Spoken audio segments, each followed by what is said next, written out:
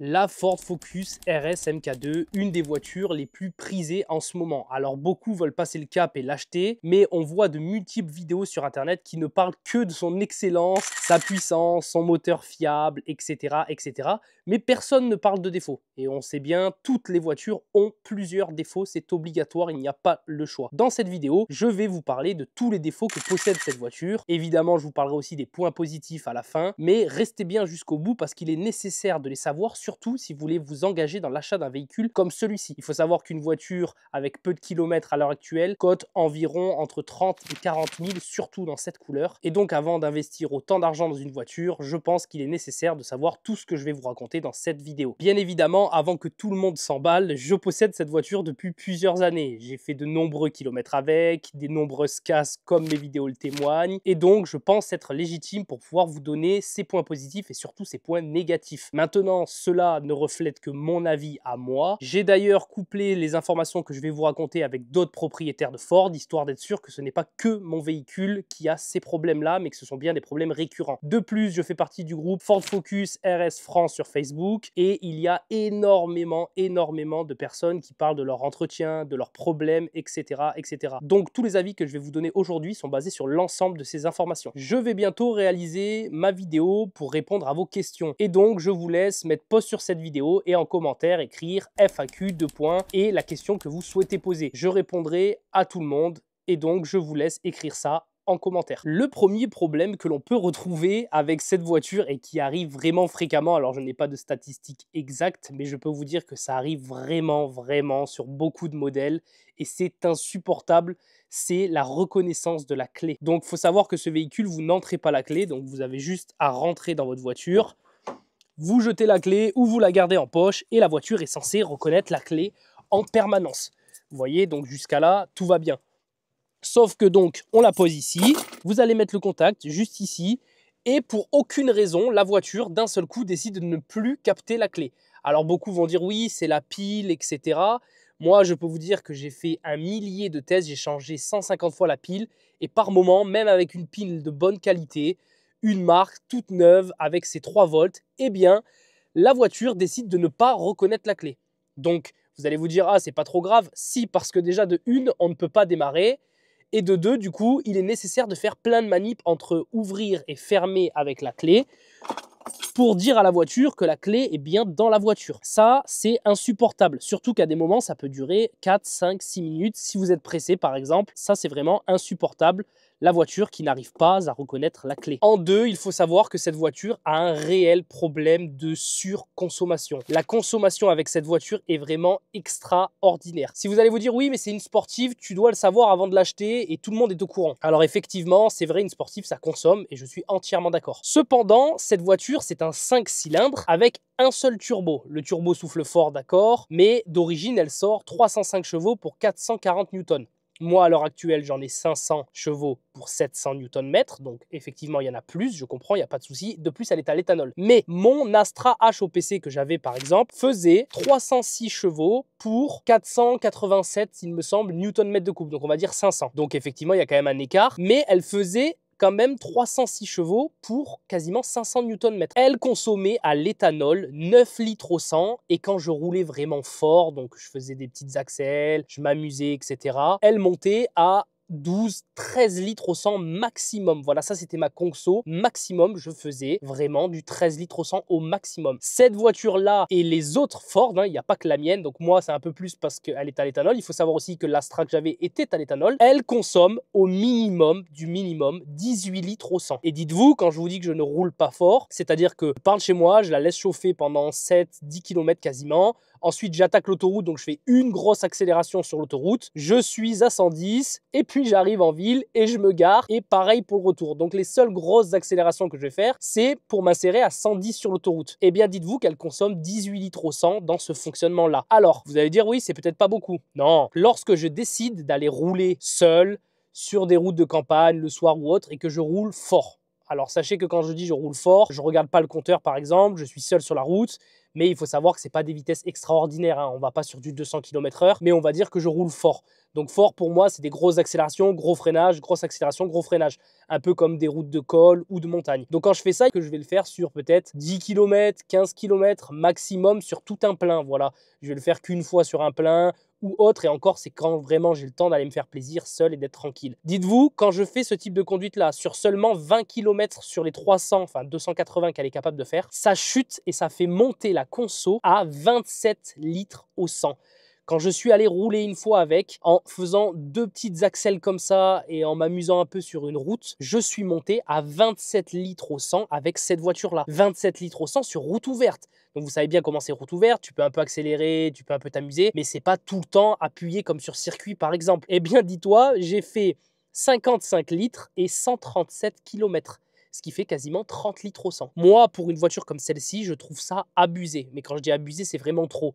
Pour moi, 30 litres au 100, ce serait un V8 biturbo, style C63 ou autre. Là, je suis d'accord. Mais pour une voiture 5 cylindres monoturbo, je ne trouve pas ça normal d'atteindre 30 litres de consommation. Donc pour moi, ça c'est un gros point noir. La conso est abusée. Pour tous ceux qui ont des voitures à l'essence non reprogrammées, il faut savoir qu'en moyenne, elle fait à peu près au moins 14 litres au 100 en conso classique et elle monte sur du 18-20 en accélérant. Donc même là, on va dire sans prépa, sans être à l'éthanol, je trouve que c'est déjà élevé. Alors oui, c'est une sportive certes. Pour comparer ça, par exemple, une voiture d'une tonne 4 là, à l'éthanol, si on prend mon Lexus qui fait 2 tonnes 3 pour 273 chevaux, full éthanol, il consomme 11 litres au 100 à peu près, sachant qu'il fait quand même le 0 à 100 en 7 secondes. Bon, ok, c'est un véhicule hybride, mais c'est un V6 Atmo, et il fait seulement 11 litres au 100, et même en accélérant fort, on reste toujours dans les mêmes gammes, entre 11 et 13 litres. Donc moi, personnellement, je trouve que cette voiture consomme beaucoup trop. Autre gros problème que tout le monde reproche à cette voiture, alors ça, c'est pas moi qui lui reproche, c'est tout le monde, sauf moi, parce que moi, l'intérieur, je mise zéro dessus. C'est-à-dire que les vieilles voitures, en gros avant 2010, on va dire, maintenant que ça commence à être vieux, je me fous de l'intérieur. Quand j'achète une voiture, ce n'est pas du tout pour l'intérieur. Les sièges me vont à merveille, ils sont très jolis. Et l'intérieur est simpliste. Alors c'est du plastique certes, mais ça fait un effet très rallye. C'est-à-dire que quand on voit du plastique, enfin pour moi, j'ai vraiment l'impression que la voiture est légère. Et d'ailleurs c'est le cas quand même, cette voiture reste assez légère. Et le plastique, moi, ne me pose pas de problème. Par contre, c'est vrai que pour tous ceux qui sont adeptes des modèles actuels, classe A, tout ça, eh ben, c'est vrai que cette Ford, le volant par exemple commence à vieillir, donc il faudrait le changer, mais un volant performance, c'est dans les 700 € quand même. L'intérieur, on le voit, hein, plastique. Donc là aussi, plastique, ça s'abîme vite, il faut faire attention. Ils ont juste mis ici un petit peu d'alu, là on a un peu de cuir avec des surpiqûres. Mais c'est vrai que l'intérieur n'est pas génial. Là, le faux carbone, c'est pas fou. Bon, ça c'est moi qui ai fait, hein, le truc tuning là. Mais sinon, c'est vrai que l'intérieur n'est pas fou. Heureusement, l'ancien propriétaire avait changé l'autoradio, parce que sinon, c'est une vieille autoradio avec des boutons qui est encore moins jolie que celle-ci, qui ressemble un peu à ça d'ailleurs. Voilà, donc l'intérieur aussi, c'est quand même un gros défaut, hein. C'est sûr que si par exemple, on prend ça comparé à un 7R ou autre, qui reste dans la même gamme de prix, l'intérieur est vraiment fatigué pour l'heure actuelle. Donc ça, c'est vrai qu'on peut le dire, l'intérieur a pris un coup. Après, évidemment, c'est des voitures qui sont quand même vieilles, hein. Vous n'avez pas ça sur les nouvelles voitures, tu vois. Ça, c'est vraiment un truc que j'adore. Voir le turbochargé à 1 bar 8, c'est fou.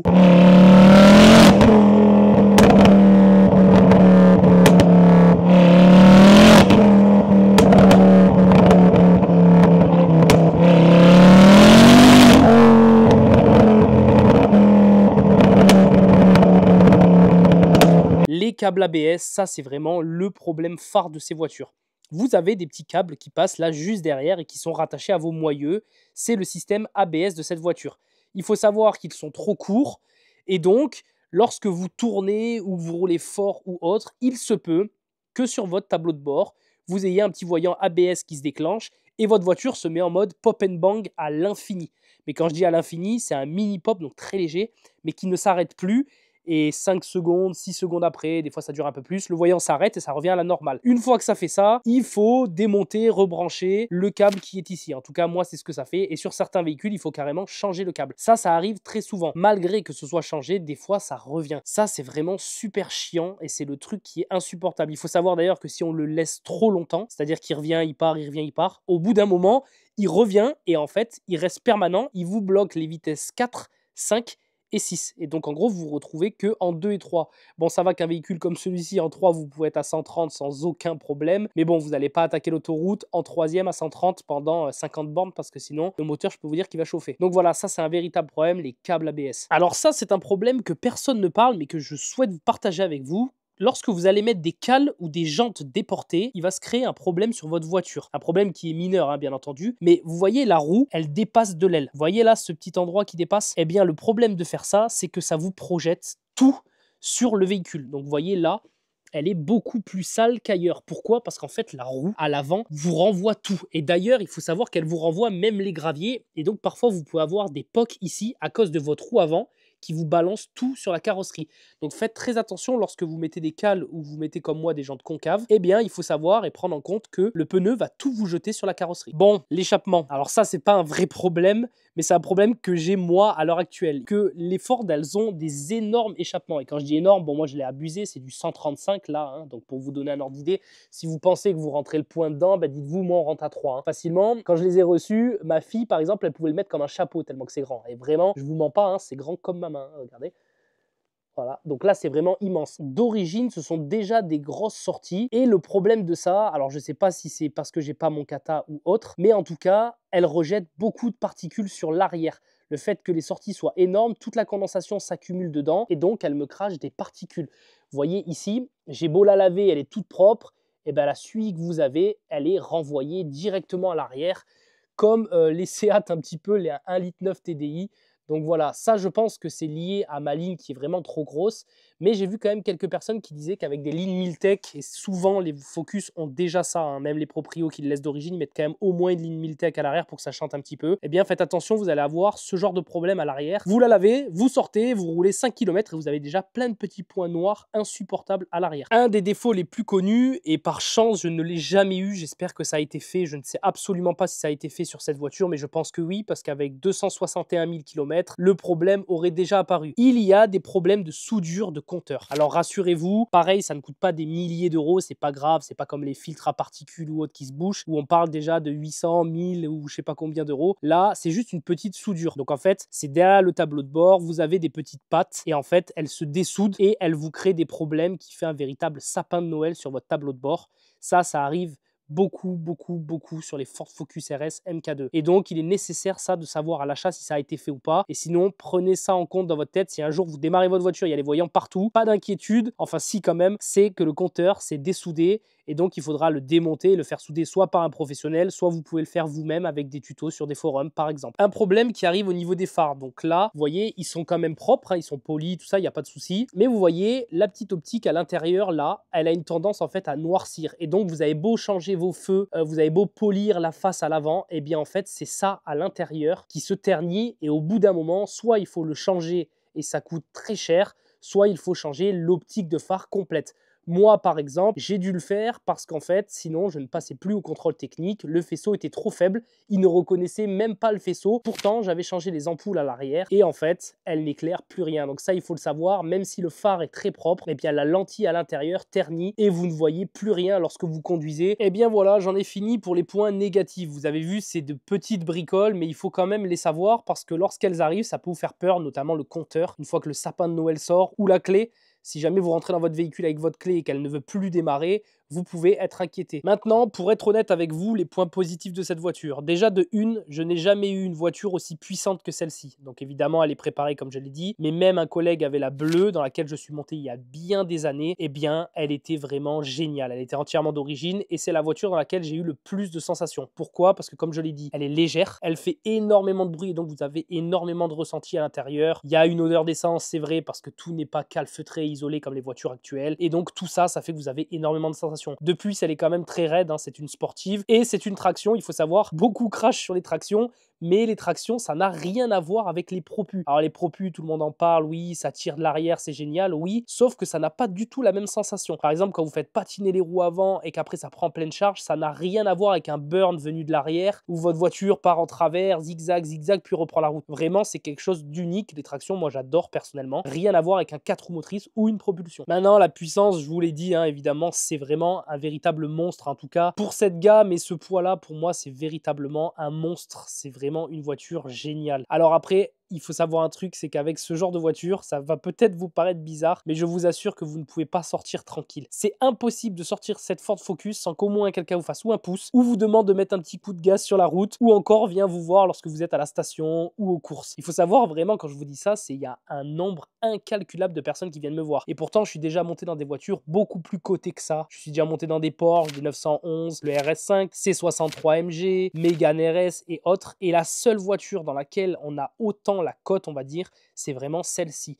Les gens adorent cette voiture, je ne sais pas pourquoi. Et en plus, le truc le plus étrange que je trouve, c'est que ce sont souvent des personnes âgées. Oui, vous allez me dire, c'est fou, mais sur l'autoroute, à chaque fois que quelqu'un me dit de mettre un petit coup de gaz ou de faire écouter le moteur, c'est toujours une personne âgée. Alors j'aurais pensé que ce genre de voiture un peu kéké, avec l'aileron, le gros body kit, la couleur et autres, plaisait que aux jeunes. Eh ben pas du tout, figurez-vous que c'est totalement l'inverse. Et généralement, même les personnes qui viennent me voir sur des parkings, ce sont souvent des mères de famille avec leurs enfants, ça m'est arrivé à 3 ou 4 reprises, qui viennent les voir parce qu'elles ressemblent à une voiture Hot Wheels, et donc les enfants sont fans et sont très heureux de voir ça. Moi, il n'y a aucun souci, je les laisse monter à l'intérieur, même faire un tour, évidemment si c'est des mineurs, avec dérogation de leurs parents, il n'y a aucun problème, mais il faut savoir vraiment qu'avec ce genre de voiture, on vient vous voir en permanence. Le dernier point positif, c'est qu'on peut retrouver ces voitures extraordinaires entre 20 et 40 000 selon les modèles, voilà. Donc si votre budget comme moi est plus serré, eh bien vous pouvez prendre plus kilométré. Alors attention, faites pas les erreurs que j'ai faites. Toutes ces vidéos que j'ai sorties sont là exactement pour pas répéter ces erreurs, mais vous pouvez quand même trouver de bonnes occasions dans les 200 000 qui marchent très bien, et si elles ont été bien entretenues, sans aucun problème, à des prix quand même très tolérables, surtout pour la puissance que sort cette voiture. Voilà, j'espère que cette vidéo vous aura plu et je vous dis à bientôt, c'était Street Wild.